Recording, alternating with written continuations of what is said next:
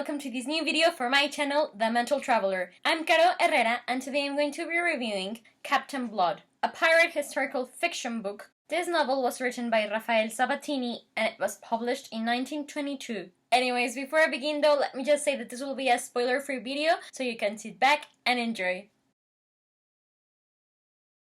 I had never heard of Captain Blood up until the day that I bought it and started reading it. And the reason why it caught my attention is because when I was a teenager growing up, I loved the Pirates of the Caribbean films, and I recently rewatched them and I fell in love with them all over again. That made me want to read some really good Pirates classics. So I went online and I searched for some recommendations, and Captain Blood was one of them. It has some very good ratings and reviews. The plot sort of reminded me of The Count of Monte Cristo, which is a story that I love as well. So needless to say, I was intrigued.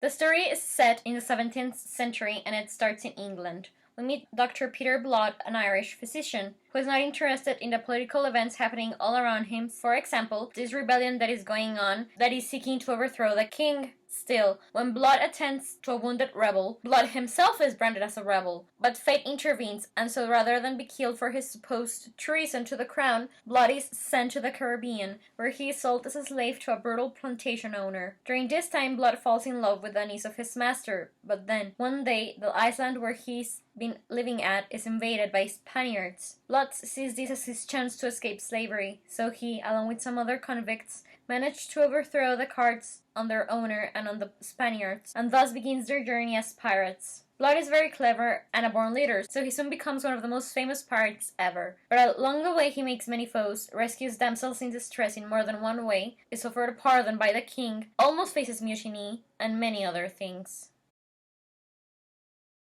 I give Captain Blood a 4.5 out of 5 stars review. I really liked it, I enjoyed it, I recommend it. But I wasn't as completely engaged with it as I would have liked to have been. I'm not quite sure if this is because of the way the story was told, but there were some bits that really tested my patience before I finished it. I mean, other bits I loved and enjoyed and felt really excited about. But as well, there were some characters, for example, Arabella Bishop, that's probably the most important female protagonist in the story. I didn't think she was really that well developed, so that sort of affected her interactions with other characters. She sort of redeems herself at the end, but I don't know. I mean, still, character development that Blood undergoes through the novel and the journey that we accompany him through the whole book, it's just fascinating, it's very imaginative. But I can't help but feel a tiny bit sad because I didn't really love this book as much as I have others. There are two other novels about Captain Blood out there. The first one is called Captain Blood Returns, and the other one is The Fortunes of Captain Blood. Still, though I haven't read these ones yet, from the summaries I've seen, these are apparently not sequel books.